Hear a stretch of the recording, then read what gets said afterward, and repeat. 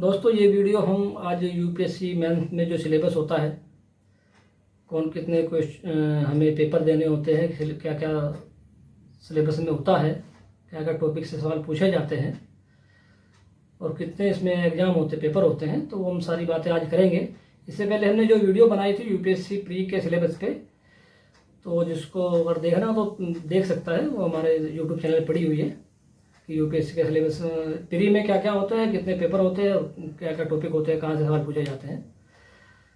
और इसका मैं पीडीएफ भी यूपीएससी का जो सिलेबस है उसको अपने टेलीग्राम चैनल पे डाल दूंगा, जिसको अगर ये सिलेबस देखना है तो वहाँ से देख लेना।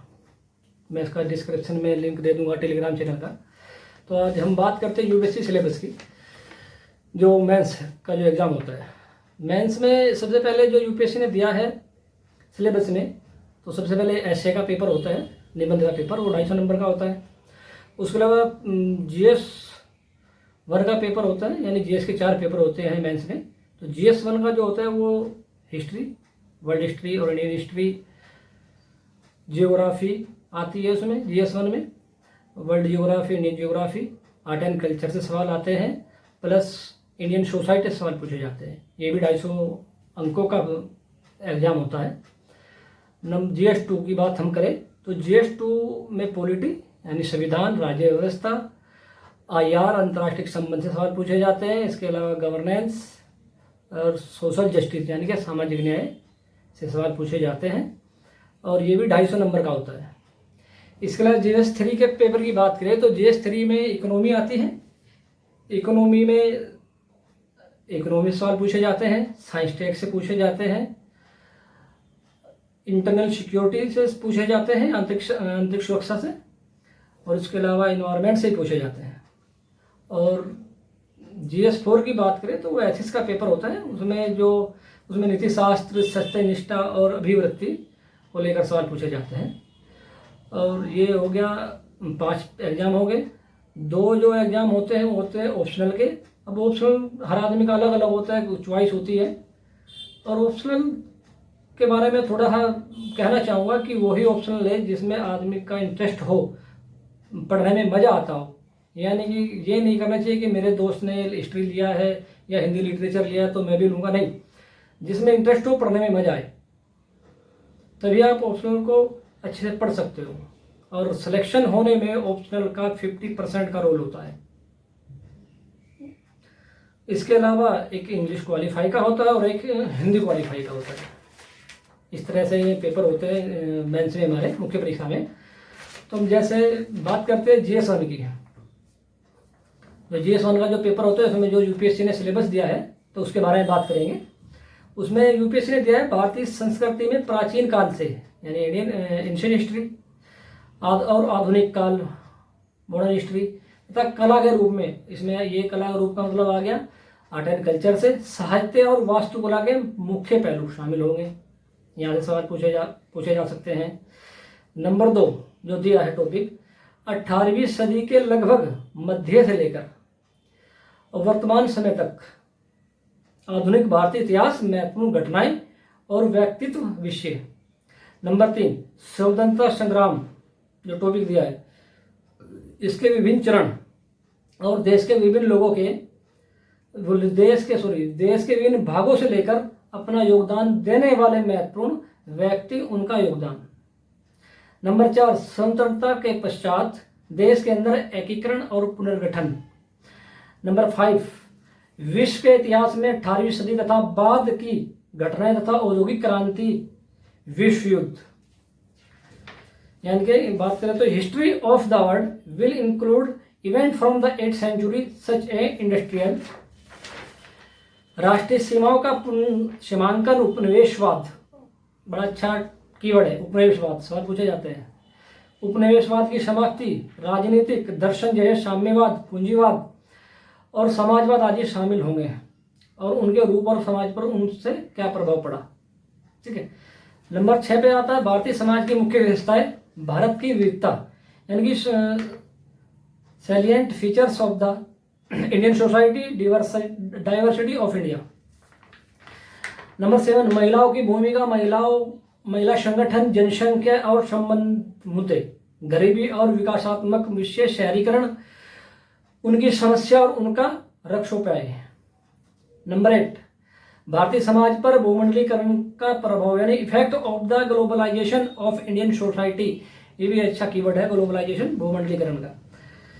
नंबर 9, सामाजिक सशक्तिकरण, संप्रदायवाद, क्षेत्रवाद और धर्मनिरपेक्षता। ये भी अच्छा कीवर्ड्स है। इंग्लिश में बात करें तो social empowerment, communalism, regionalism and secularism. Number 10, या तो आप लिख सकते हैं या मैं PDF डाल ही दूंगा इसका सिलेबस का। विश्व के भौतिक भूगोल की मुख्य विशेषताएं। ये भूगोल से आ गया कि salient features of the world, physical geography. Number 11, विश्व भर के मुख्य प्राकृतिक संसाधनों का वितरण, दक्षिण एशिया और भारतीय उपमहाद्वीप को शामिल करते हुए विश्व भारत सहित के विभिन्न भागों में प्राथमिक, द्वितीयक और तृतीयक क्षेत्र के उद्योगों को स्थापित करने के लिए जिम्मेदार कारक। और नंबर 12 यानी 12 नंबर पे जो टॉपिक दिया हुआ है उसमें है भूकंप, सुनामी, ज्वालामुखी, हलचल, चक्रवात आदि जैसे महत्वपूर्ण भूभौतिकी घटनाएं, भौगोलिक विशेषताएं और उनके स्थान, अति महत्वपूर्ण भौगोलिक विशेषताओं, जल स्रोत और हिमावरण सहित वनस्पति और प्राणी जगत में परिवर्तन और उसके प्रभाव। इस प्रकार के परिवर्तनों के प्रभाव क्या पड़ते हैं। अब GS2 की बात करते हैं, पॉलिटी की, जिसमें पॉलिटी आता है, जिसमें भारत शासन व्यवस्था, संविधान, शासन प्रणाली, सामाजिक न्याय और अंतर्राष्ट्रीय संबंध GS2 में आता है। तो इसमें आता है भारतीय संविधान में ऐतिहासिक आधार, विकास विशेषताएं, संशोधन, महत्वपूर्ण प्रावधान और बुनियादी संरचना। नंबर 2, संघ एवं राज्यों के कार्य तथा उत्तरदायित्व, संघीय ढांचे से संबंधित विषय और चुनौतियां, स्थानीय स्तर पर शक्ति और वित्त का हस्तांतरण और उनकी चुनौतियां। नंबर 3, विभिन्न घटकों के बीच शक्तियों का पृथक्करण, विवाद निवारण तंत्र तथा संस्थान। नंबर 4, भारतीय संवैधानिक योजना की अन्य देशों के साथ तुलना यानी कि comparison of the Indian constitutional scheme with that of other countries.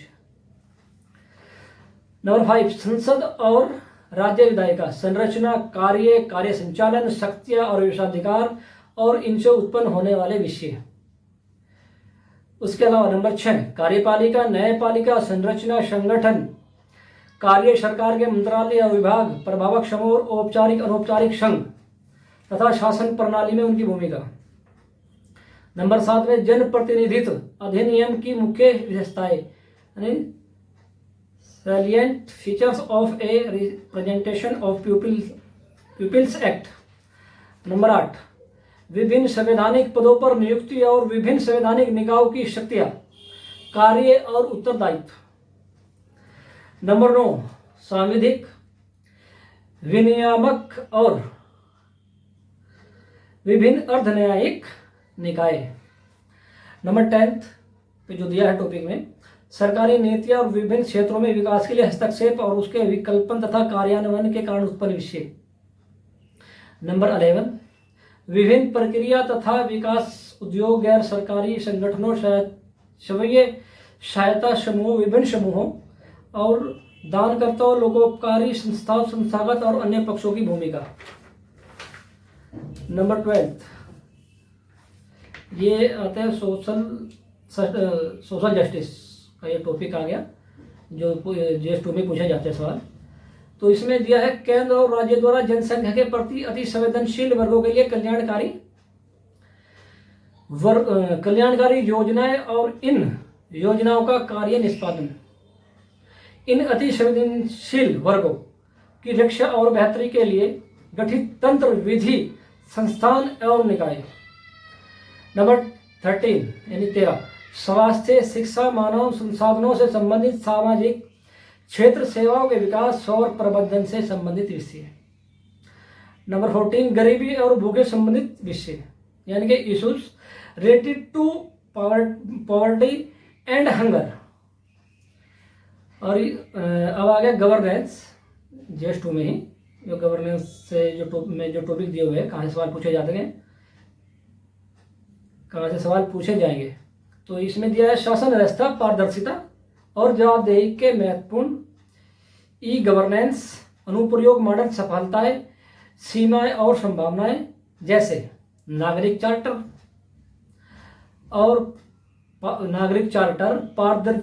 पारदर्शिता एवं जवाबदेही और संस्थागत तथा उनके उपाय।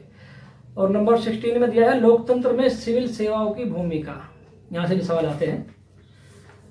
और आगे बात करते हैं IR की, इसी में GS 2 में IR से भी 3-4 सवाल आते हैं। तो इसमें जो दिया है UPSC ने, उसमें है भारत और इसके पड़ोसी संबंध, नंबर 17। नंबर 18 द्विपक्षीय, क्षेत्रीय और वैश्विक समूह और भारत से संबंधित अथवा भारत के हितों को प्रभावित करने वाले कारक।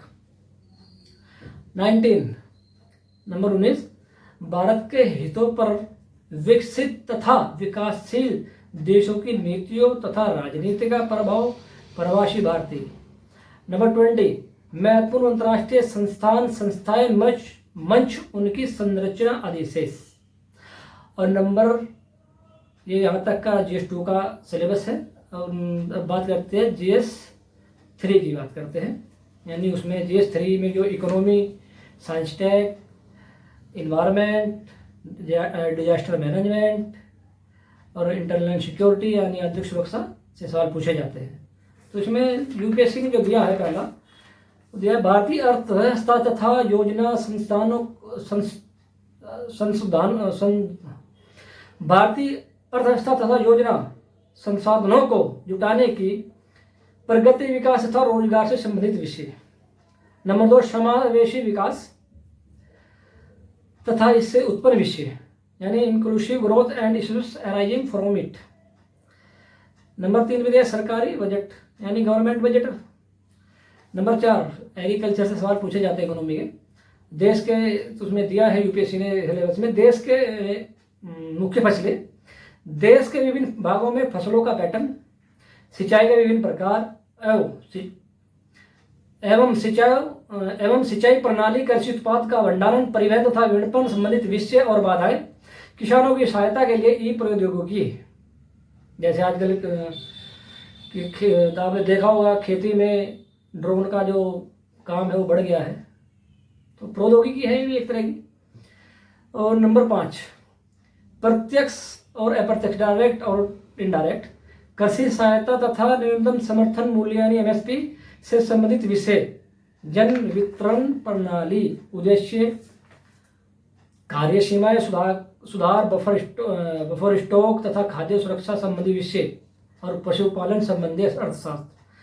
नंबर 6 में जो दिया है वो है भारत में खाद्य प्रसंस्करण एवं संबंधित उद्योग, कार्य क्षेत्र और महत्व, स्थान, ऊपरी और नीचे की अपेक्षाएं, आपूर्ति श्रृंखला प्रबंधन। नंबर 7 भारत में भूमि सुधार यानी लैंड रिफॉर्म इन इंडिया, ये भी इम्पोर्टेंट कीवर्ड है। नंबर 8 उदारीकरण का अर्थव्यवस्था पर प्रभाव, वेरी इंपॉर्टेंट, औद्योगिक नीति में परिवर्तन तथा औद्योगिक विकास पर इनका प्रभाव।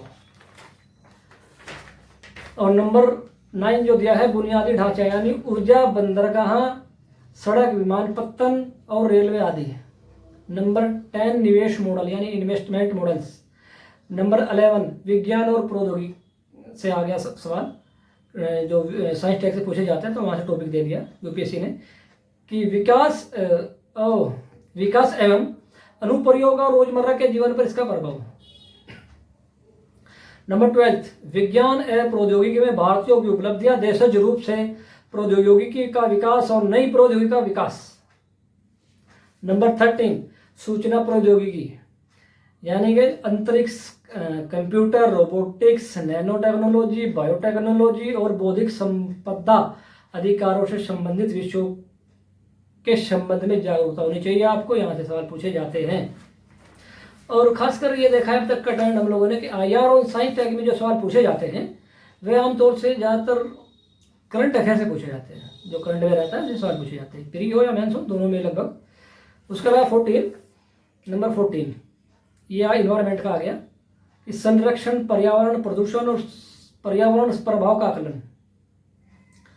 नंबर 15 ये पूछ रहा है सीधा सा आपदा और आपदा प्रबंधन की, डिजास्टर एंड डिजास्टर मैनेजमेंट से।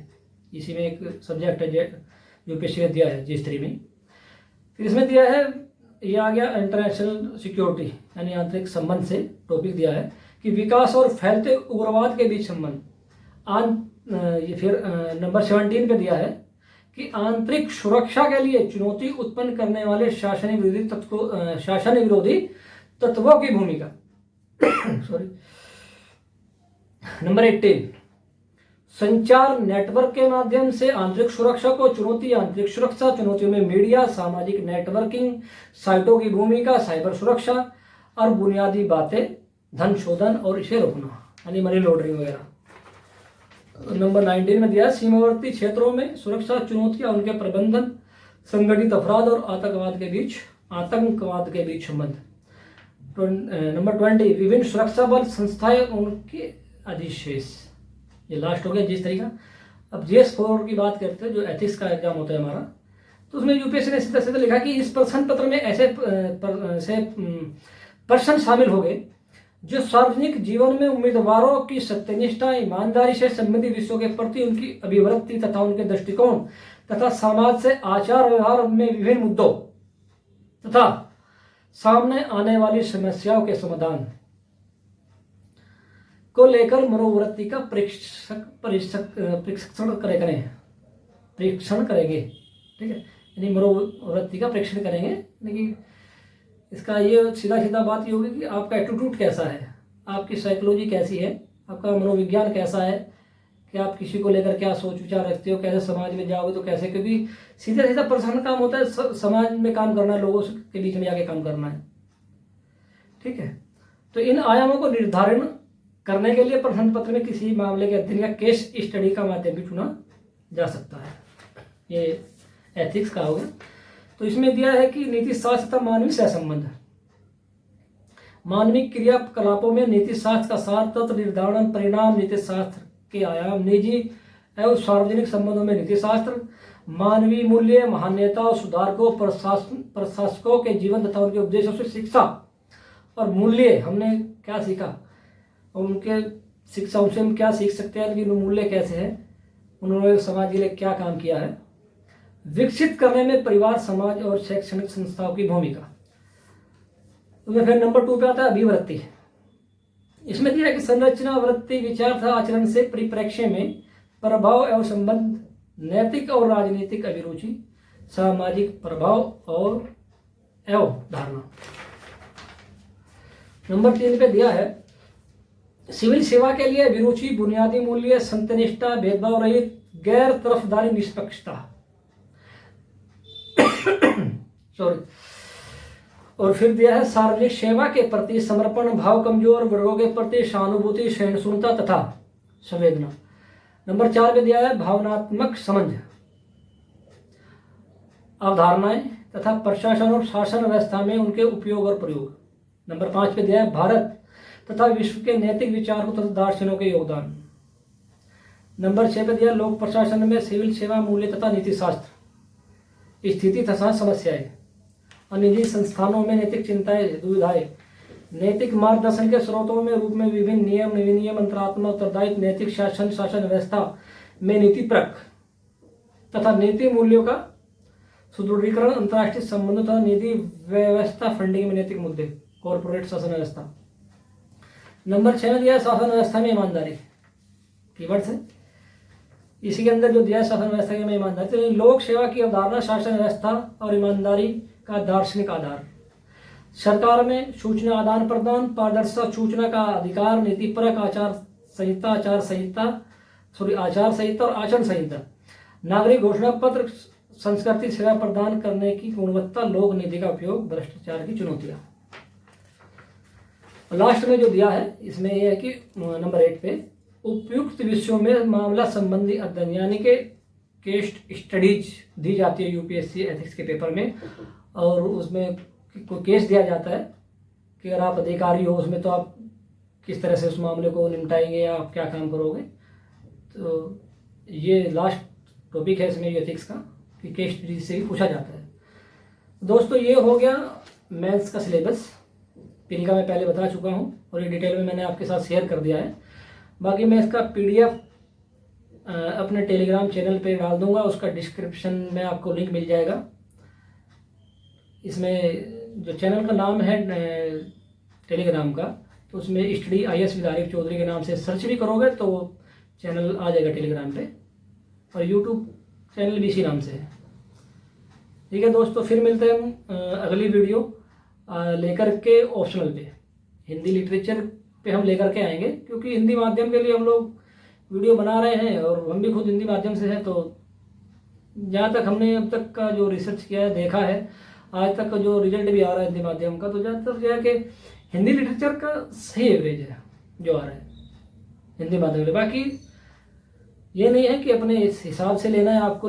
ऑप्शनल जो सब्जेक्ट है उसकी तैयारी अपने रुचि के हिसाब से लेनी है, तैयारी का आपको जहाँ इंटरेस्ट आए उसके हिसाब से करनी है। बाकी नेक्स्ट वीडियो हम ऑप्शनल पे लेके आएंगे और उसके बाद और भी बहुत सारे सब्जेक्ट पे लेकर के आएंगे, बात करेंगे और चीज़ें प्री एग्जाम जैसे आएगा तो उसके बारे में चर्चा करेंगे। फिर